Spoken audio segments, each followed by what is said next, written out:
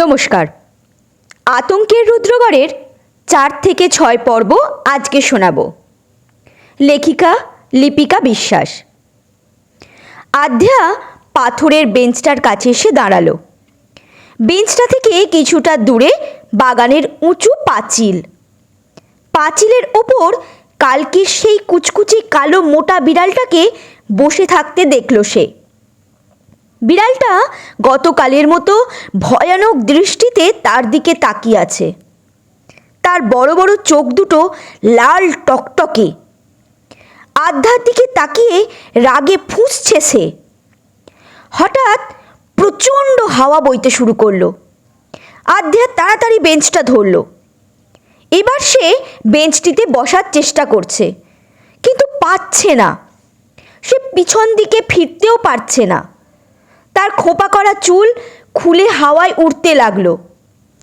গায়ের কামিজের নিচের দিকটাও উড়ছে।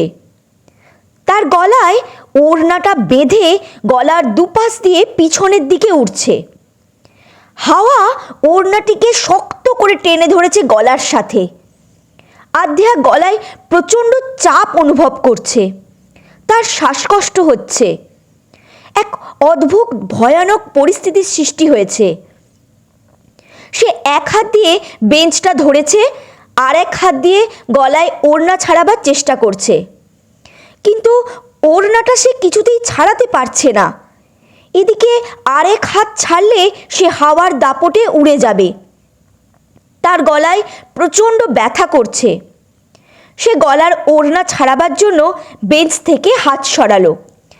অমনি সে গাছপালার ভেতর দিয়ে হাওয়ায় উড়ে বিপরীত দিকের পাঁচিলের গায়ে আটকে গেল। আধ্যা প্রাণপণে চেষ্টা করছে গলায় আটকানো ওড়নাটা ছাড়ানোর। এদিকে কলি বাড়ির নিচের তলায় ওপরের তলায় আধ্যাকে খুঁজে না পেয়ে চিন্তিত হয়ে পড়ল। আধ্যা বাগানে যেতে পারে মনে করে সে বাগানে ঢুকল। বাড়ি শুদ্ধ বাগানখানি 2.5 বিঘে জমি নিয়ে দাঁড়িয়ে আছে। কলি আধ্যাকে খুঁজতে খুঁজতে একটু দূরে এসে আধ্যাকে দেখতে পেল। আধ্যা দেওয়ালের সাথে সেঁটে রয়েছে, তার হাত দুটো গলায়। কলি বুঝতে পারল কিছু একটা হয়েছে। সে দৌড়ে আধ্যার কাছে চলে এলো। হাওয়া স্বাভাবিক হলো। আধ্যার গলার থেকে ওড়না টেনে সরিয়ে নিচে বসে পড়ল। তার হৃদস্পন্দন বেড়ে গেছে, শ্বাস নিতে কষ্ট হচ্ছে, মাথা ঘুরছে। কলি তার কাছে এসে আতঙ্কিত হয়ে তার পাশে বসে বলল, কি হয়েছে দিদি? আধ্যা কথা বলার মতো অবস্থাতেই নেই। সে কোনো মতে বলল, হাওয়া। হাওয়া দেব? দাঁড়াও, পাখা আনছি বলে সে উঠতে গেল। আধ্যা তাড়াতাড়ি তার হাত ধরে বলল, হাওয়া দিতে বলিনি, হাওয়া বইছিল। এখনো তো হাওয়া বইছে, এদিকটা ফাঁকা তো, তাই হাওয়া থাকে। আধ্যা কিছুটা ধাতস্থ হলো। সে কলিকে প্রচণ্ড জোরে হাওয়া বয়ে যাওয়ার কথাটা আর বলল না। সে উঠে আবার বেঞ্চটির কাছে গেল। কলি তার পিছন পিছন গেল। সে বুঝতে পারছে আধ্যাদির সাথে কিছু একটা হয়েছে, যেটা দিদি বলতেই চাইছে না। আধ্যা পাঁচিলের দিকে তাকিয়ে দেখল সেই মোটা কালো বিড়ালটা নেই। আধ্যা বেঞ্চটিতে বসলো। কলিও তার পাশে বসলো। তারপর আধ্যার হাত ধরে বলল, দিদি কি হয়েছে বলো? আধ্যা চুপ করে রয়েছে। গলায় এখনো তার ব্যথা করছে। কলির চোখ পড়ল তার গলার দিকে। লাল হয়ে গেছে গলাটা। সে বলল, তোমার গলা লাল হয়েছে কি করে? ওড়নাটা বেঁধে গিয়েছিল। কলি আতঙ্কের সাথে বলল, দিদি তোমরা এখান থেকে চলে যাও।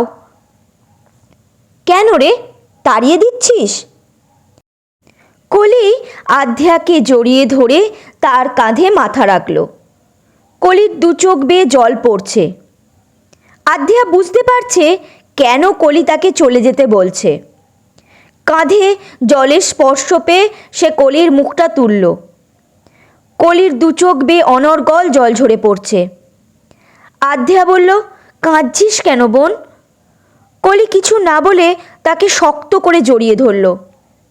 আধ্যা তার পিঠে হাত দিয়ে বলল, একটা কথা জিজ্ঞাসা করব, সত্যি কথা বলবি? তোকে তখন কেউ খাট থেকে ফেলে দিয়েছিল, তাই না রে? না, আমি পড়ে গিয়েছিলাম। বুঝেছি, তোরা ভয় কিছু বলছিস না। ভয় পেলে তো চলবে না বোন, এই বাড়িতে ভয়ঙ্কর কিছু আছে। আমি ভূত পেতনিতে বিশ্বাস করি না, তবে এখানে এসে যা দেখছি তাতে মনে হচ্ছে ওরা আছে। ওদের হাত থেকে বাঁচার উপায়ও নিশ্চয়ই আছে। সে পথ আমাদেরই বের করতে হবে। ভয় নিয়ে তো বাঁচা যায় না। কলি অসহায়ের মতো আধ্যার দিকে করুণ দৃষ্টিতে তাকিয়ে রইল। কিছুটা দূরে একটা কুয়ো আছে। আধ্যার চোখ গেল কুয়োর দিকে। এই কুয়োটা তার স্বপ্নে দেখা কুয়োটা কিনা দেখার জন্য সে সর বলে কলিকে সরিয়ে দিয়ে তাড়াতাড়ি কুয়োর কাছে যাচ্ছে। ওদিকে কোথায় যাচ্ছ দিদি? বলতে বলতে কলিও তার পিছন পিছন গেল। আধ্যা কুয়োর কাছে এসে ভালো করে কুয়োটাকে দেখছে। তার স্বপ্নে দেখা কুয়োটার থেকে এই কুয়োটা একটু ছোট। কলি বলল, এই কুয়োর জল বাগানের গাছগাছালিতে দিই আমরা। কুয়োতে তুমি কি দেখছো দিদি? স্বপ্নের সাথে মেলাচ্ছি। মানে? লাবণীর গলার আওয়াজ শোনা গেল। সে বলছে, কলি, আধ্যা, কোথায় গেলি? এদিকে আয়। আধ্যা বলল, দিদি ডাকছে, চল। তারা বাগান থেকে বেরিয়ে এসে ডাইনিং রুমে ঢুকলো। লাবণী বলল, কোথায় গিয়েছিলি তোরা? আধ্যা বলল, বাগান দেখতে। অনিল বাজারের থলে নিয়ে ডাইনিং রুমে ঢুকলো। তার চোখে মুখে আতঙ্ক। নন্দিনী বলল, হ্যাঁ রে অনিল, কি হয়েছে তোর? শরীর খারাপ লাগছে কি? কেতকী ছলো ছলো চোখে অনিলের দিকে তাকালো। অনিল বলল, মা, রমা বৌদি মারা গেছে।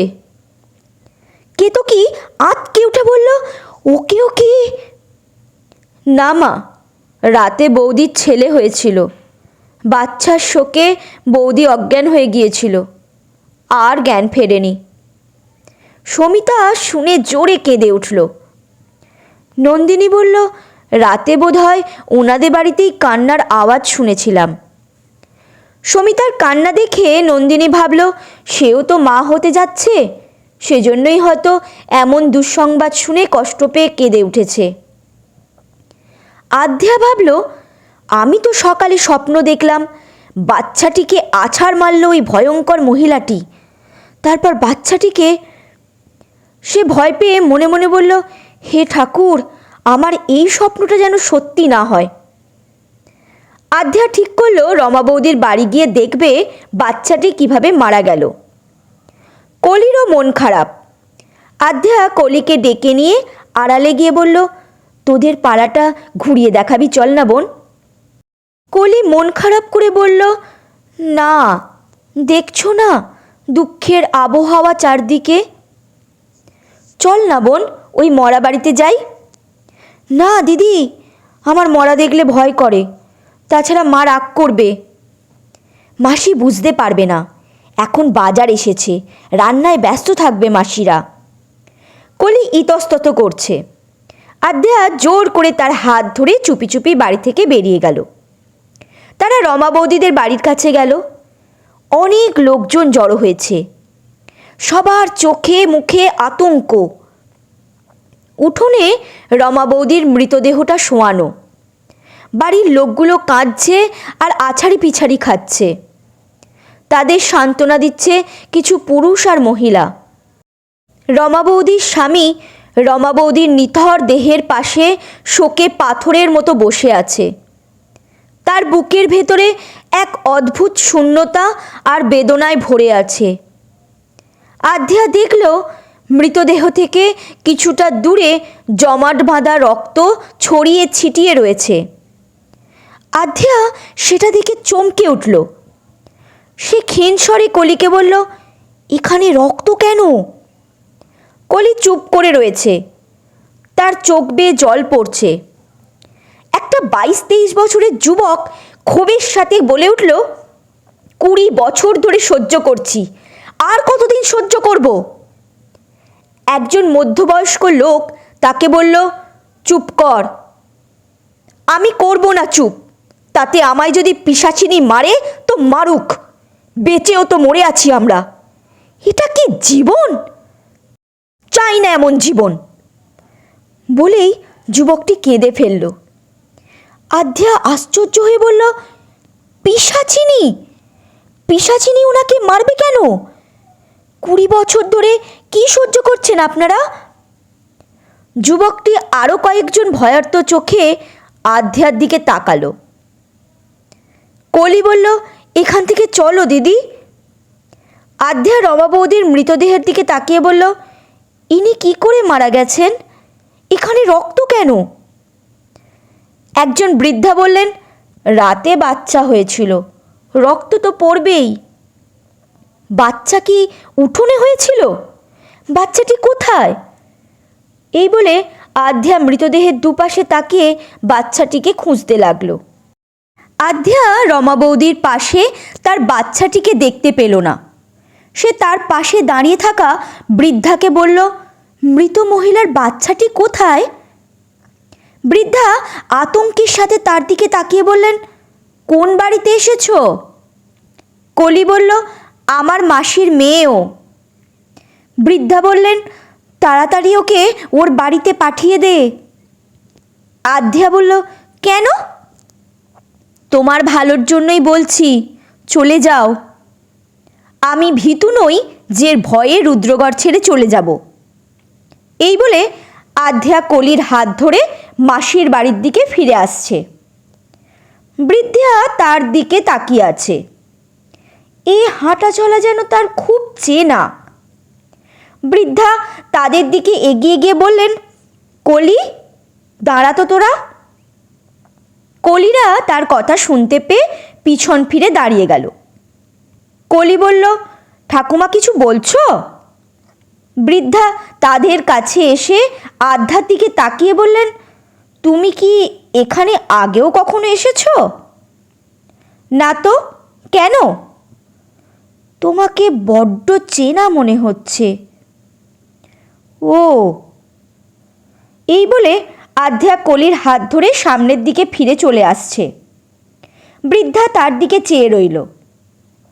আধ্যা কলিকে বলল, ওই যুবকটি রমা বৌদির কে হয় রে? পাড়ার দেওর, ওর নাম রোহন। কলিদের বাড়ির কাছে এসে আধ্যা বলল, কলি চল না বোন, মন্দিরে যাই। কলি আতঙ্কের সাথে বলল, মাথা খারাপ? একদমই না, সাহস ভালো, কিন্তু অতি সাহস ভালো না দিদি। চল না লক্ষ্মী বোন আমার, দিনের বেলায় তো কোনো ভয় নেই, যায় তো ওদিকে লোকজন। আমি যাব না দিদি। ঠিক আছে, তুই যাস না, কিন্তু আমি যাব। না দিদি, তোমার হাতে পায়ে ধরছি, যেও না, মা জানতে পারলে আমাকে ধরে পেটাবে। এই বলে কলি কাঁদো কাঁদো হয়ে কথাটা বলে আধ্যার হাত ধরল। তারপর তাকে টেনে জোর করে বাড়ির ভেতরে ঢোকালো। লাবণী নিচতলায় বারান্দায় দাঁড়িয়ে আছে। সে বলল, কোথায় গিয়েছিলি তোরা? কি কথা বললে লাবণীদি বকবে এই ভেবে কলি ভয়ে ভয়ে চুপ করে দাঁড়িয়ে আছে। আধ্যা বলল, মরা বাড়িতে। লাবণী আতঙ্কের সাথে বলল, মরা বাড়িতে? তোদের সাহস তো মন্দ নয়। এবার লাবণী বেশ ঝাঁঝের সাথে কলিকে বলল, তোর কোনো আক্কেল আছে? কেন ওই বাড়িতে নিয়ে গেলি ওকে? আধ্যা বলল, ওর দোষ নেই দিদি, আমি জোর করে ওকে নিয়ে গিয়েছিলাম। মরা বাড়িতে তো লোকজন যায়, অনেক লোকজন ছিল ওখানে। তুই এখানে নতুন এসেছিস, তুই কেন যাবি? আর বাড়ি থেকে একদম বেরোবি না। ভয়ের সাথে লাবণী কথাটা বলল। আধ্যার কলি হল ঘরে ঢুকলো। নন্দিনী সোফার ওপর বসে আছে। কেতকী বলল, স্নান করে নে আধ্যা, রান্না প্রায় হয়ে এসেছে। রান্না করে খেয়ে তাড়াতাড়ি তোরা চলে যা, নইলে পৌঁছোতে আবার দেরি হয়ে যাবে। কোথায় যাব মাসি? নন্দিনী শুনছে ওদের কথা। তোরা বাড়ি ফিরে যা। এই বলে কেতকী তাড়াতাড়ি রান্নাঘরের দিকে গেল। আধ্যা বুঝতে পারল মাসি কথাটা বলে কেঁদে ফেলেছে। মাসি ভয়ে তাদের চলে যেতে বলছে, যাতে তাদের কোনো ক্ষতি না হয়। আধ্যাও মাসির পিছন পিছন রান্নাঘরে ঢুকল। কেতকী মুখ আড়াল করে শাড়ির আঁচলে চোখের জল মুছতে লাগল। আধ্যা মাসির কাছে গিয়ে পিছন থেকে বলল, মাসি, তোমাদের বিপদের মধ্যে ফেলে রেখে আমরা এখান থেকে কি করে যাব? আমরা যাব না। কেতকী চমকে উঠে পিছন ফিরে বলল, আমরা বিপদের মধ্যে আছি তোদের কে বলল? আমি জানি। নন্দিনী এসে দাঁড়ালো। সে বলল, শোন কেতকী, আমরা এখান থেকে যাচ্ছি না। কেতকী বলল, আমরা বাড়িতে থাকছি না দিদি। কোথায় যাচ্ছিস? বেড়াতে যাচ্ছি। কবে? আজকেই বিকেলে। আমার দিকে তাকা। কেতকী নন্দিনীর দিকে তাকালো না। নন্দিনী কেতকীর মুখোমুখি দাঁড়ালো। তারপর তার হাত দুটো কেতকীর দুই কাঁধে রেখে বলল, তুই মিথ্যে কথা বলছিস বোন। সমিতার এই অবস্থায় তোরা ঘুরতে যাবি এ কথা বিশ্বাসযোগ্য নয়। তোদের সমস্যা আমাদেরও সমস্যা। বলে ফেল, কি হয়েছে? কেতকী এবারও চুপ করে আছে।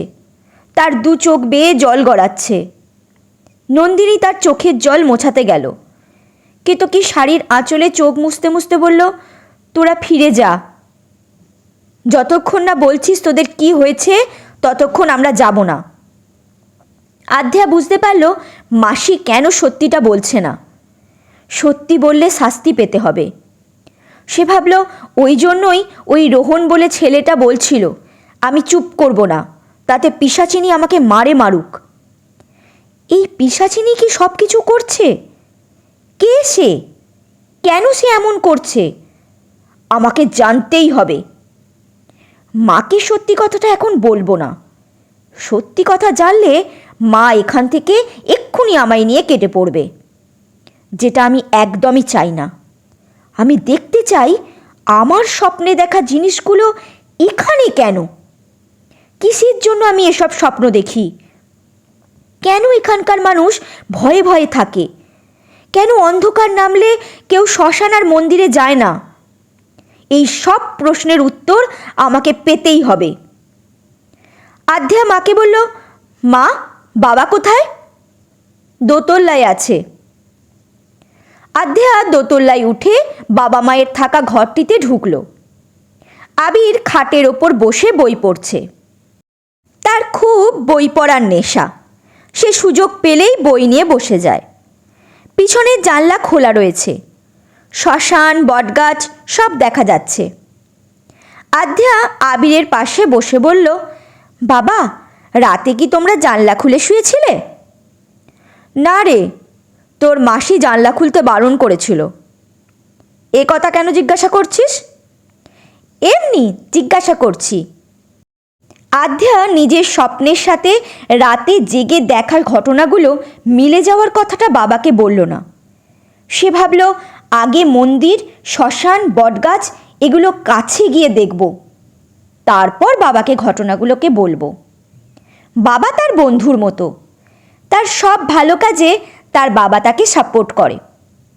আধ্যা আবিরকে বলল, এখানে একটা মন্দির আছে জানো বাবা, দেখতে যাবে? পরে যাব মা, এখন পড়ছি। চলো না বাবা। বিকালে যাব। না, এখন চলো। জানো বাবা, রাতে মন্দিরের চূড়াটাতে এক অদ্ভুত সোনালি আর লাল রঙের মিশ্রণে তৈরি অপূর্ব একটা আলোক রশ্মি দেখেছি আমি। তাই নাকি? হ্যাঁ বাবা। মন্দিরটা কোথায়? আধ্যা জানলা দিয়ে হাত দিয়ে দেখালো আবিরকে। যদিও গাছপালায় ঢাকা মন্দিরটা এখন ভালো করে দেখা যাচ্ছে না। বলো হরি, হরি বল। এইসব শব্দ তাদের কানে এলো।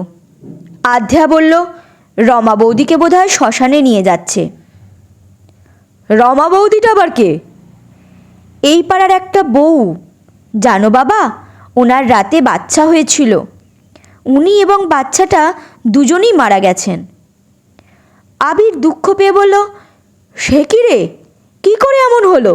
হাসপাতালে নিয়ে যায়নি? জানি না বাবা, কলিকে নিয়ে আমি রমা বৌদিদের বাড়িতে গিয়েছিলাম। বৌদির মৃতদেহ উঠোনেই শোয়ানো ছিল। তার থেকে কিছুটা দূরে জমাট বাঁধা রক্ত ছড়িয়ে ছিটিয়ে থাকতে দেখেছিলাম। বৌদির পাশে বাচ্চাটিও ছিল না। সবার চোখে মুখে আতঙ্ক। ব্যাপারটা আমার কাছে গণ্ডগোল মনে হলো। ছোট বাচ্চাকে পোড়ায় না, মনে হয় আগেই মাটি চাপা দিয়ে দিয়েছে। আধ্যা রোহনের বলা কথাগুলো বাবাকে বলল। আবির গম্ভীর হয়ে গেল। সে আধ্যাকে চেনে। আধ্যার কাছে যখন ব্যাপারটা অস্বাভাবিক মনে হচ্ছে, তখন সেটা ভাববার বিষয় বলেই তার মনে হলো। আধ্যা বলল, বাবা 20 বছর ধরে এখানে কিছু একটা হয়ে আসছে, আর এই পিশাচিনী কে সেটা আমাকে জানতে হবে। আমরা এখানে এসেছি বেড়াতে, আমাদের অত কিছু জানার দরকার নেই মা। আছে বাবা, মৃত বাড়িতে থাকা ওই বৃদ্ধা আমাকে চলে যেতে বলল কেন? যে মাসে আমাদের এত ভালোবাসে সেই মাসেও আমাদের চলে যেতে বলছে কেন? নিশ্চয়ই এমনি এমনি বলছে না। আমি বুঝতে পারছি এরা কোনো সমস্যায় পড়েছে। শুধু মাসিরা সমস্যায় পড়েনি, রমা বৌদির পরিবারও সমস্যায় পড়েছে। রুদ্রগড়ের সবাই সমস্যায় পড়তে পারে। কলি বলেছে সন্ধ্যের পর শ্মশান আর মন্দিরের দিকে কেউ যায় না। মৃতদেহ দিন থাকতেই দাহ করে। শ্মশান মানেই একটা ভয়ের জায়গা, তাই হয়তো। বাবা চলো না মন্দিরে। এই বলে আধ্যা বাবার হাত ধরে খাট থেকে নামালো। আধ্যা জানে মাসির বাড়ির কেউ জানতে পারলে মন্দিরের ওদিকে যেতে দেবে না। সেজন্য সে আবিরকে বলল তারা কোথায় যাচ্ছে এ কথা কাউকে না বলতে। আবির আর আধ্যা নিচে নামছে। মুহূর্তের মধ্যে সিঁড়িঘরের আলোটা ম্লান হয়ে গেল। আবির আধ্যার থেকে 2টো সিঁড়ি নিচে নেমে গেছে। আধ্যা ঘাড়ের কাছে ঠান্ডা শ্বাস অনুভূত হলো। কোনো মানুষের মতো নয়, বরং আরও গভীর, ভারী। আধ্যা পিছন ফিরে যা দেখল তাতে সে ভয়ে আটকে উঠল। আধ্যা ম্লান আলোয় দেখতে পেল তার স্বপ্নে দেখা বীভৎস চেহারা সেই মহিলাটিকে।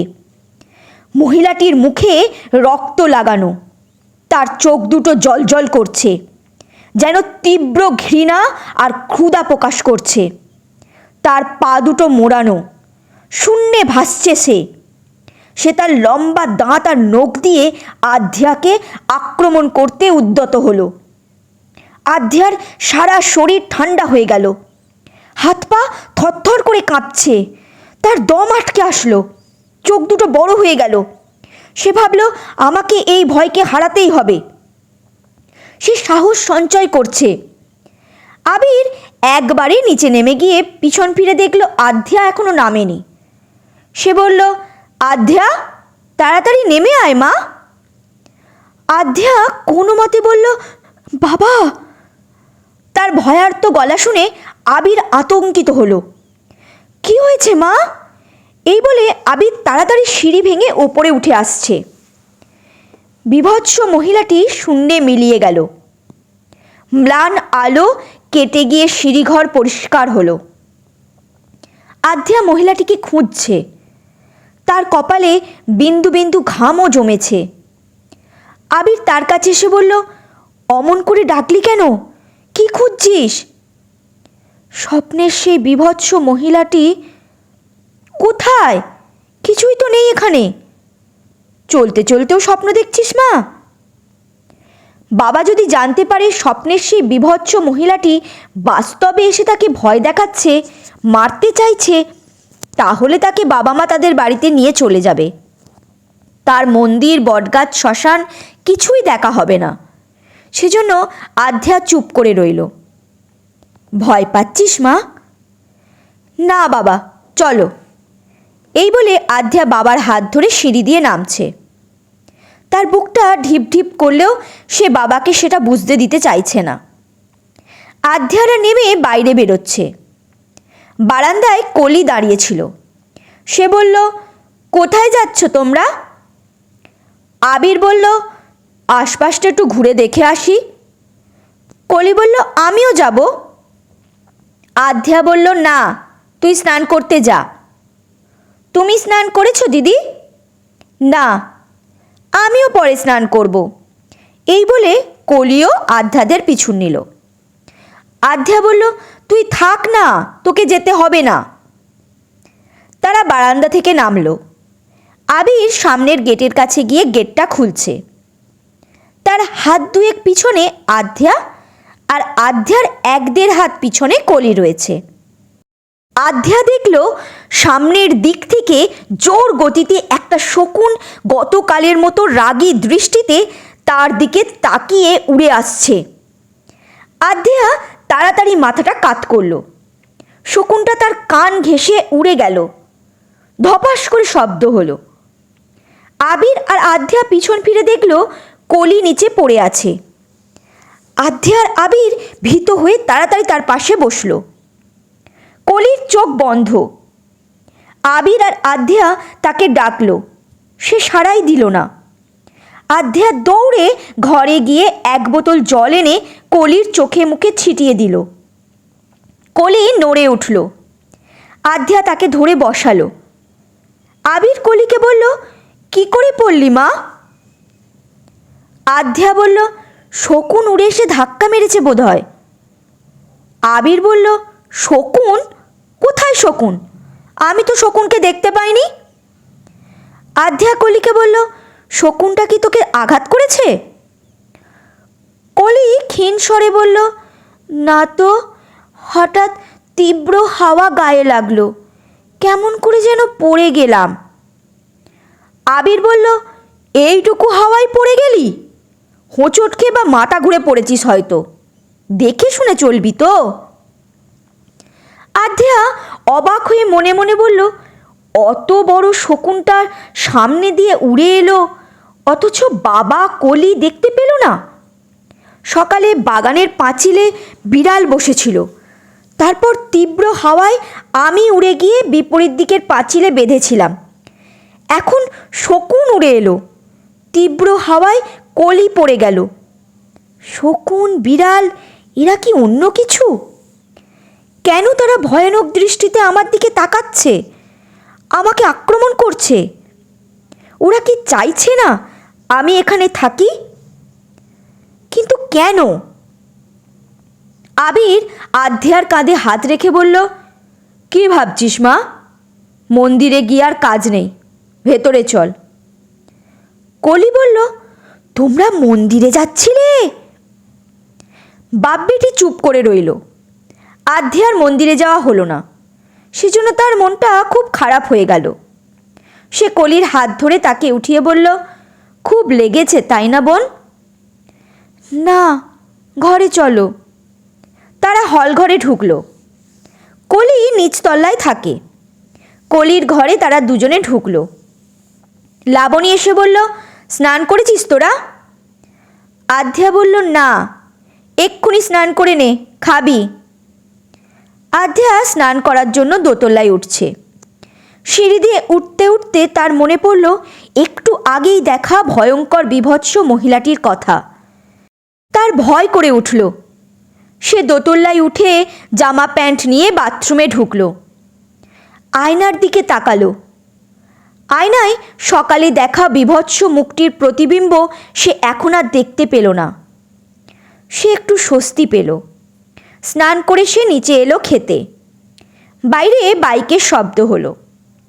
অনিল বাইরে বাইক রেখে ঘরে ঢুকল। সে ব্যবসা করে, তার স্থানীয় বাজারে দোকান আছে। দুপুরে বাড়িতে খেয়ে চলে যায় সে। এখন খেতে এসেছে। কেতকী খাবার বাড়ছে। অনিল তার মাকে বলল, পানাগড়ের ছেলেটা তার পরিবারের সবার লাবণীর ছবি দেখে ভীষণ পছন্দ হয়েছে। পরশু তারা লাবণীকে দেখতে আসতে চাইছে। কেতকী বলল, এ তো ভালো খবর, যত তাড়াতাড়ি সম্ভব ওকে বিয়ে দিয়ে এখান থেকে পার করতে পারলে আমি বাঁচি। আবির বলল, ও কি কথা বললে কেতকী? মেয়েটা তো শুনলে কষ্ট পাবে। কেতকী শাড়ির আঁচলে চোখ মুছল। নন্দিনী বলল, লাবণী কি তোর কাছে বোঝা হয়ে গেছে কেতকী, যে অমন কথা বলছিস? কেতকী কিছু বলছে না, সে চুপচাপ কাজ করে যাচ্ছে। দুপুরে খেয়ে অনিল দোকানে চলে গেল। সবাই বিশ্রাম করছে। আধ্যা শুয়ে শুয়ে গতকাল এখানে আসার পর থেকে কি কি ঘটনা ঘটেছে সেসব বিষয় নিয়ে ভাবতে লাগলো। তার মনে পড়ল সকালে সে স্বপ্ন দেখেছিল বিভৎস মহিলাটি বাচ্চাটিকে আছাড় দিয়ে মেরে তাকে কামড়ে খাচ্ছিল।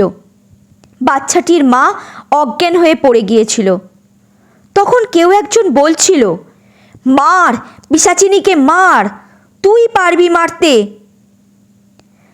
বাজার করে অনিলদা বলছিল বাচ্চার শোকে রমাদ বৌদি অজ্ঞান হয়ে গিয়েছিল, আর জ্ঞান ফেরেনি। এই বাচ্চাটিকে ওই বিভৎস মহিলাটি স্বপ্নের মতো মেরে খায়নি তো?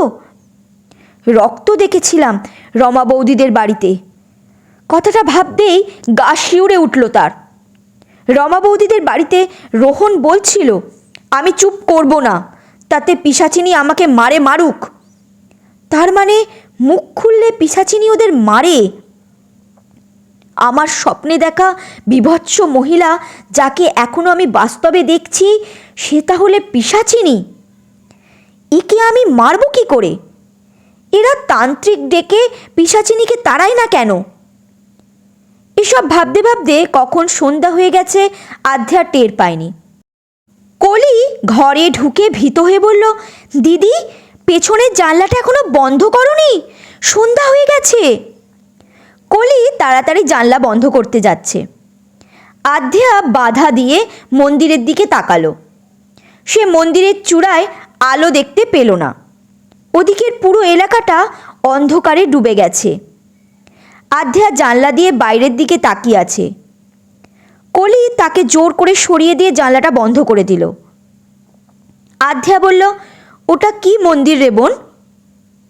কালী মন্দির। আধ্যা মনে মনে বলল, আমিও তো মন্দিরে থাকা কালী মূর্তির স্বপ্ন দেখি। গত রাতে এই মন্দিরটা আমার স্বপ্নে দেখা মন্দিরের মতো লেগেছে। দেখতেই হবে মন্দিরের ভেতরের কালী মূর্তিটার সাথে আমার স্বপ্নের কালী মূর্তিটা মেলে কিনা। কলি বলল, কি এত ভাবছো দিদি? কিছু না। মন্দিরে সন্ধ্যা প্রদীপ জ্বালে না কেউ? না, চলো চা খেতে। এই বলে কলি আধ্যার হাত ধরে তাকে টেনে নিয়ে নিচের তলায় গেল। রাতে খেয়ে আধ্যা শুতে এলো। ঘুমে তার দুই চোখ বন্ধ হয়ে আসছে। সে আজ আর পিছনের জানলা খুলল না। শোয়ার পরপরই ঘুমিয়ে গেল। কানের কাছে ফিসফিস করে কথা বলার আওয়াজ শুনে তার ঘুম ভেঙে গেল। সে হুড়মুড় করে উঠে বসে আতঙ্কের সাথে এদিক ওদিক তাকালো। কাউকেই দেখতে পেল না। সে তাড়াতাড়ি টর্চটা জ্বালল। টর্চটা জ্বলল। সে মোবাইলটা নিয়ে দেখল 4টে বাজে। পিছনের জানলার বাইরে কেমন একটা আওয়াজ হচ্ছে। সে পেছনের জানলাটা খুলে দিল। বাইরেটা অন্ধকার আছে। মন্দিরের দিকে তার চোখ গেল। গত রাতের মতো মন্দিরের চূড়াটাতে সোনালি আর লাল রঙের মিশ্রণে এক অপূর্ব আলোকরশ্মি নির্গত হয়ে মন্দিরটিকে হালকা আলোকিত করছে। মন্দির তাকে আকর্ষিত করছে। সে মন্দিরে যাওয়ার জন্য ব্যাকুল হয়ে দরজা খুলে ধীরে ধীরে নিচে নামল। তারপর মূল দরজা গ্রিল খুলে সেগুলো সাবধানে আবজে দিয়ে বাড়ি থেকে বেরিয়ে মন্দিরের দিকে গেল। আতঙ্কের রুদ্রগড়ের পর্ব আজকে এইটুকুই। পরবর্তী পর্ব খুব শীঘ্রই চলে আসবে।